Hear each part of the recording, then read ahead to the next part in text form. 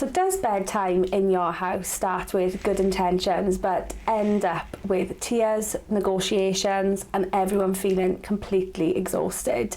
Well, you're in the right place. Welcome to Tribe Talk. You're here with Rachel Evans and Laura Neal. And yes, we are talking about bedtime challenges.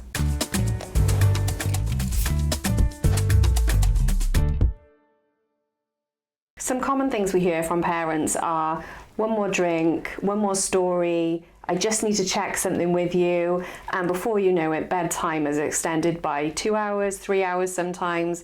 I've heard parents say that they're up half the night for these types of tactics. So this is exactly what we're going to be talking about today, is how do we get over those bedtime challenges? So I think bedtime challenges are the most commonly talked about topic amongst parents and carers, and it being really difficult to manage. So children that might be experiencing a bit of anxiety around night time, or uncertainty, feelings of not feeling safe, and then we're seeing lots of these delay tactics, different bedtime challenges that crop up, and more often than not, bedtime isn't just about the sleep for these children, especially for children who've experienced trauma, where going to bed or bedtime signals a whole host of other things.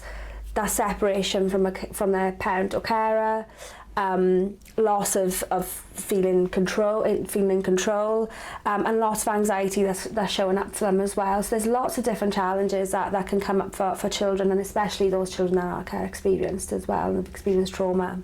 Yeah, and I think anxiety is a huge one as well, isn't it? It's a time when children can get far more anxious going to bed with that separation, as you said.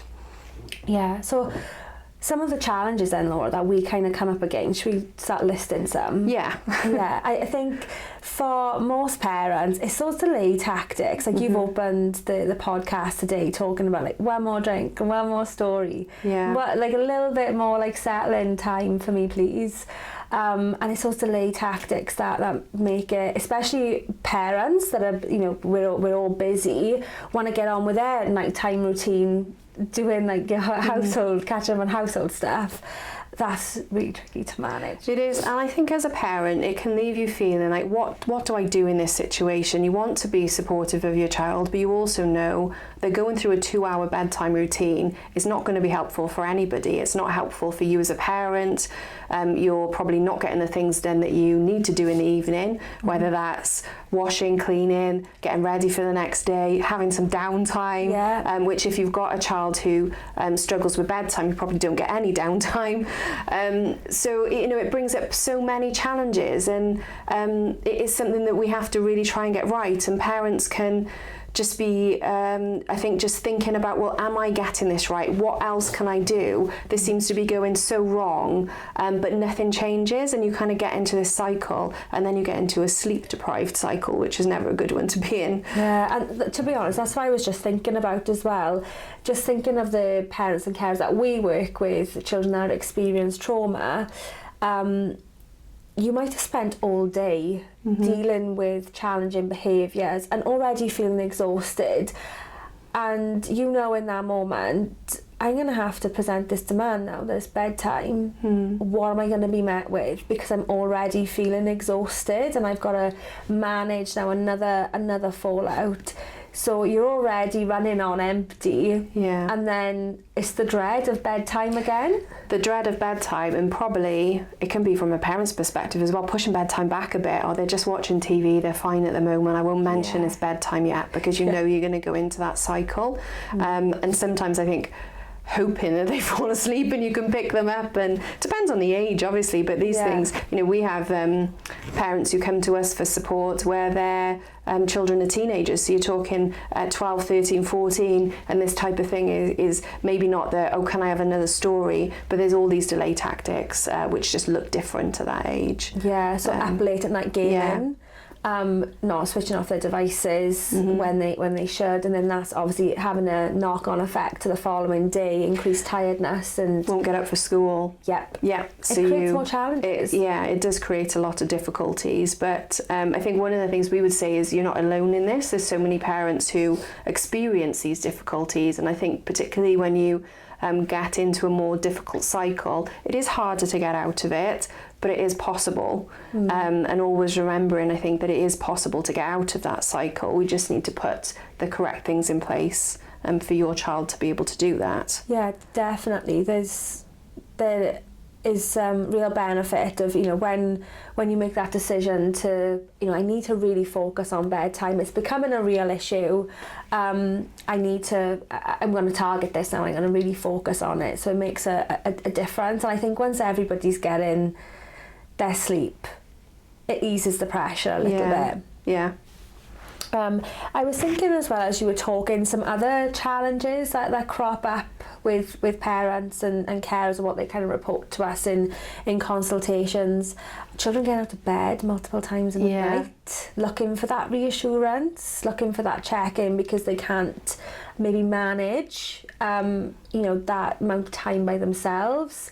Children not knowing how to self-settle and put themselves to sleep without other supports, isn't there? Such as someone sat next to them, or comforters and things like that.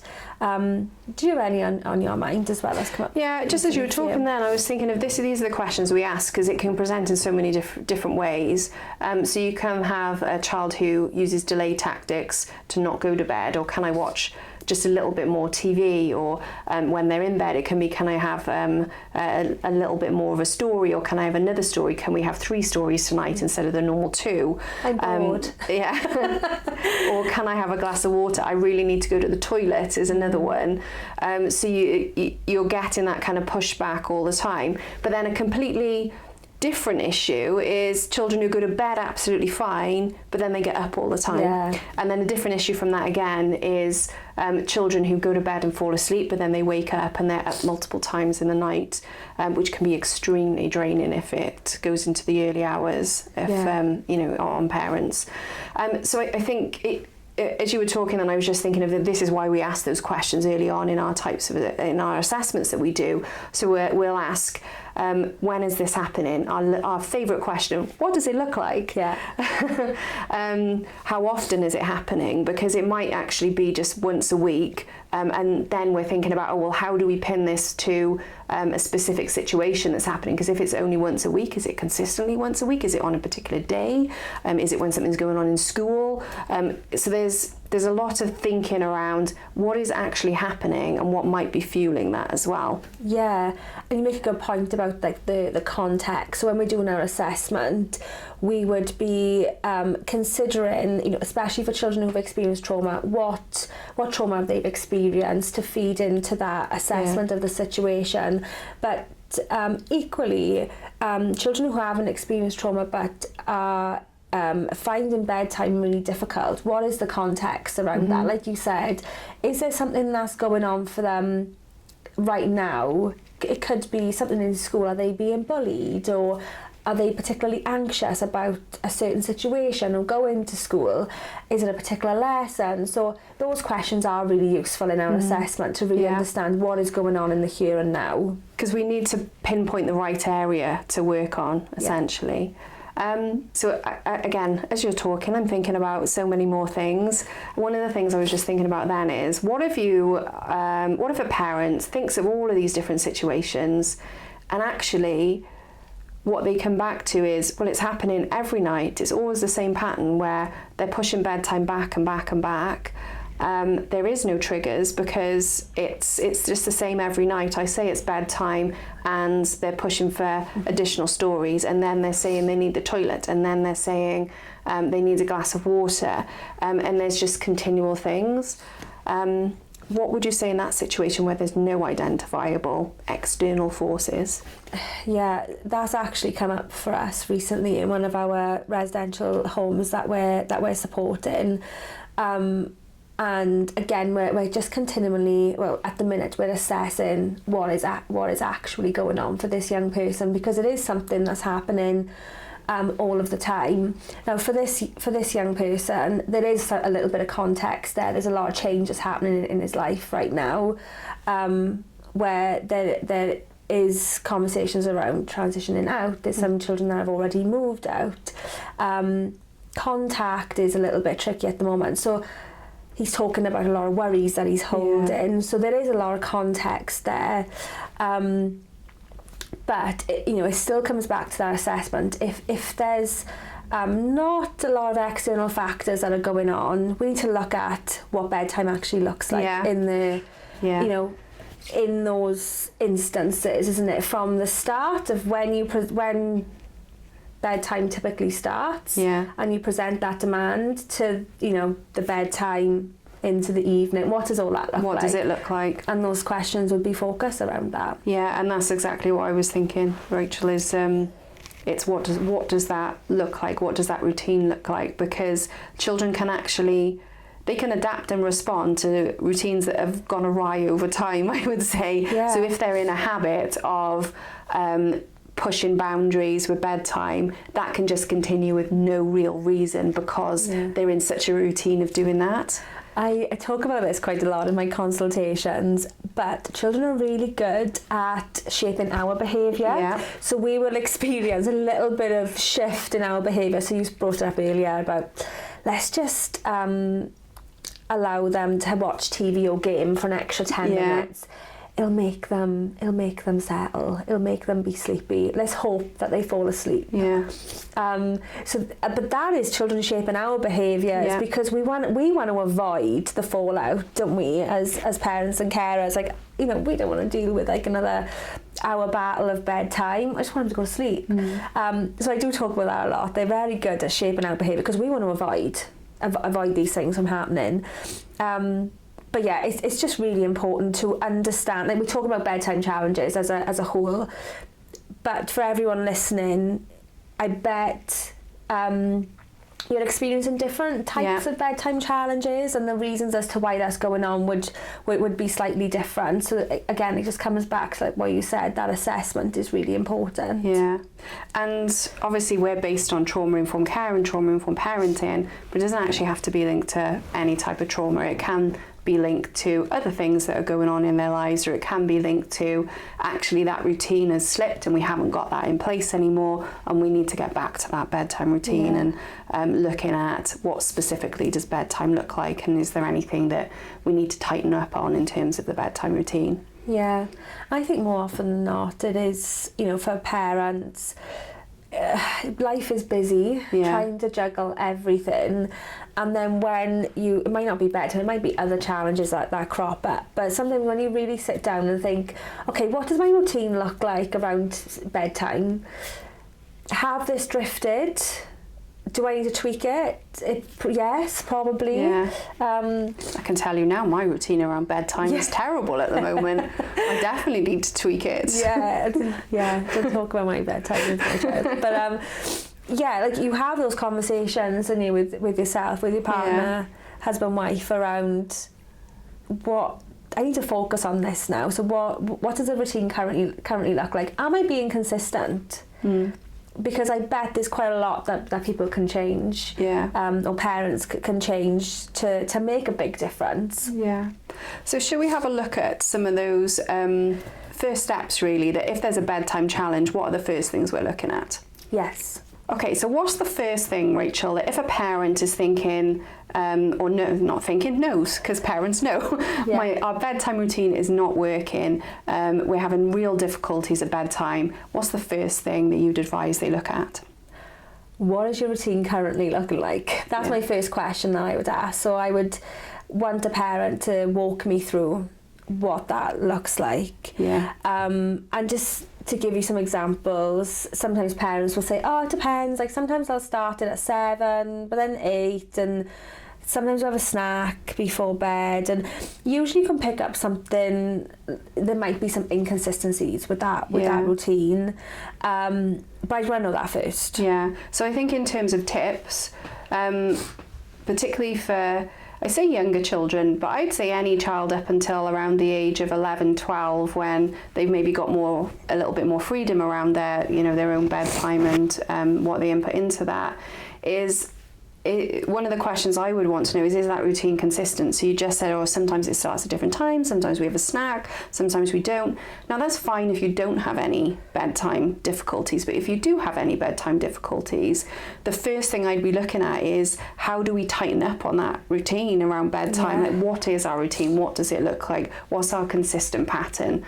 Because that is so important in leading children up to that sleep phase, is having that consistent pattern that signals bedtime. So in behavioural science we'll call it a discriminative stimulus, but what are those stimuli that signal this is bedtime, this is sleep time? Yeah, I was going to add to that actually, Laura, about when you were saying about older children, and for them we would want to be teaching them how to organise their own bedtime routine, or having something in place, like you said, that will signal sleep. But they have something in place if they don't wake up the next morning exhausted and like all out of sorts, ready for school. It's like what we would do as adults, isn't it? We'd have our bedtime routine. I'll set an alarm for the morning to give me enough time to get ready, to get out the house on time and get to work on time. That's what we'd want to be teaching, some more of those like independent self-management skills to our older children.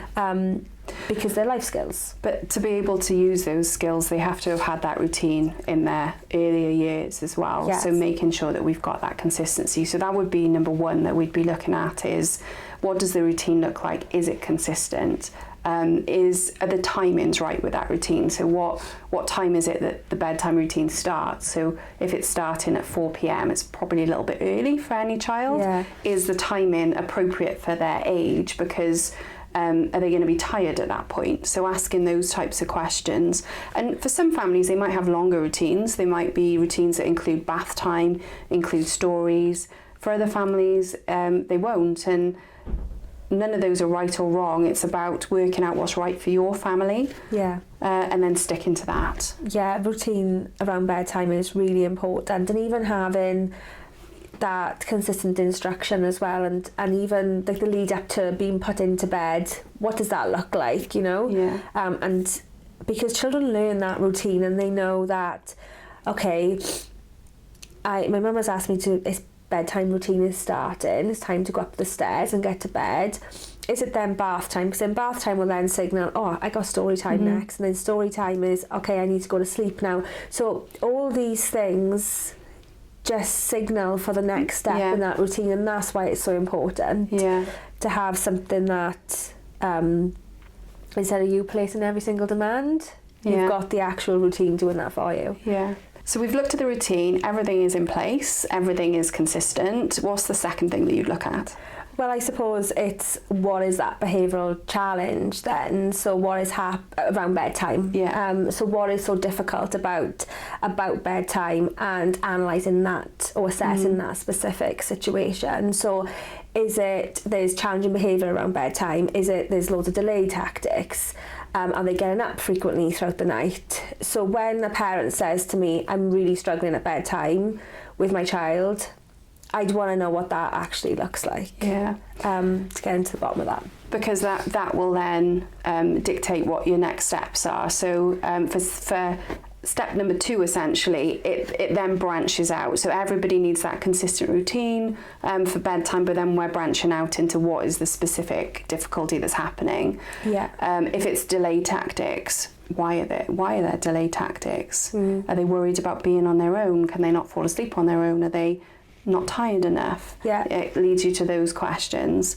If it's getting up in the middle of the night, why is it that they're getting up in the middle of the night? You need a little bit more information to be able to put anything in place to help with that. And I suppose next then I would be looking at the environment. So what does the bedroom look like? And alongside that as well, what is your child currently relying on to go to sleep?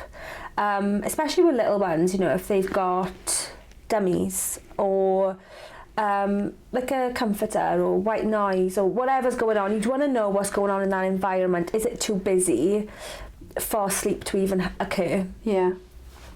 if there are issues with dropping off to sleep or staying asleep for the entire night.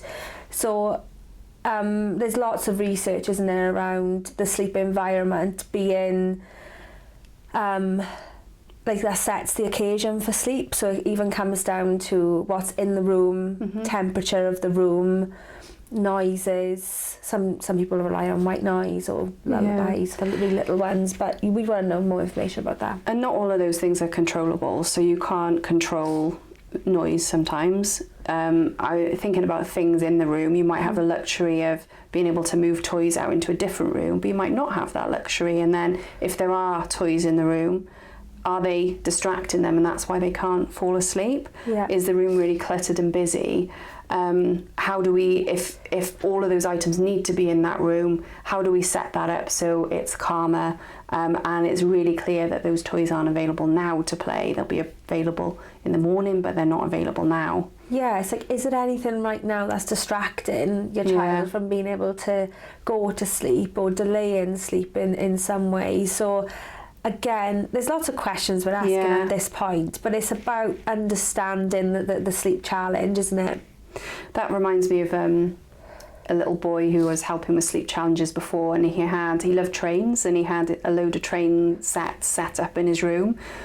So he wasn't sleeping because he wanted to play with the trains. So it was a huge distraction for him, and he couldn't get to sleep because he was continuously just wanting to play with the trains. And the only solution in that scenario was to remove the trains from the room, so they were completely separate to sleep. Yeah, again, which is hard, isn't it? Because the advice on the other side of the fence would be, we want to make bedrooms like individualised so children have, things that they like. That they love, so if you are in a situation like that, I think I would say this is only for short term as well. So, we're intervening on sleep challenges, and it'd be a short-term thing that we're working on, and you might be able to introduce things like that later on down the line. And also, if sleep isn't a problem, then trains being in the room wouldn't have been a problem. No, it's fine. Or if it was nothing to do with the trains being there. So it's identifying where is the problem coming from, and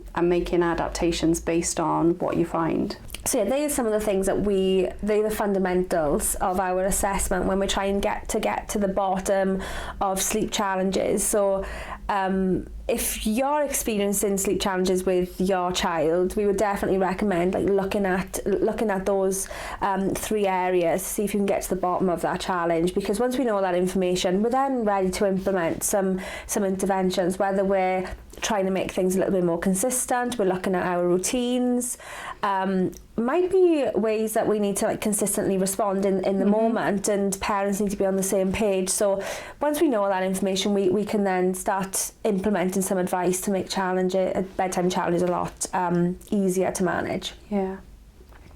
So we have a question, Rachel, from a parent who says, why does my child seem to do everything possible to avoid bedtime, even when they're clearly exhausted?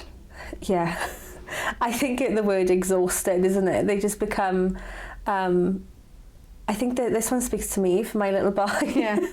Because he's clearly exhausted. And he just turns into really silly. And is just not listening. I would say in that situation, it's those avoidance kind of tactics, and trying to maybe keep you there for a bit longer, maybe not having the skills to be able to self-settle. So again, I would be going back to what is going on at that time. What does that sleep challenge really look like? Are they using those delay tactics, or are they really struggling? Does bedtime take a long time? So by the time you say, it's time to go to bed, by the time they go to sleep, I can definitely speak from experience, because in my house it's about an hour right now, and we're really working on reducing that. But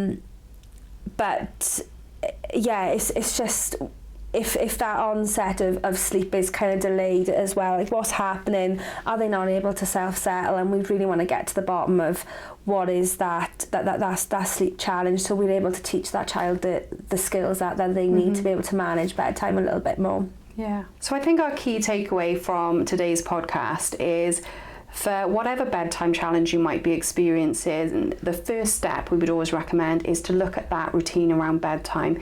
Is it consistent? Consistency is really, really important when we're thinking about resolving any bedtime challenges. Once you've got that consistency of routine in place, that's where you can jump off and start asking the question, what is specifically going on here? And asking those questions, analysing that situation will give you more clarity on what might help in that situation. I'd also be thinking about what we're doing as parents as well. So like we said earlier, have our behaviour kind of drifted because of this bedtime routine? So is there anything that we can tighten up on to provide a little bit more consistency with our bedtime, which will complement what you just said, Laura, about routines, that everyone in the house is following, that parents are following that same routine, presenting the instruction at the in the same way, following that routine and being really consistent, so our behaviour's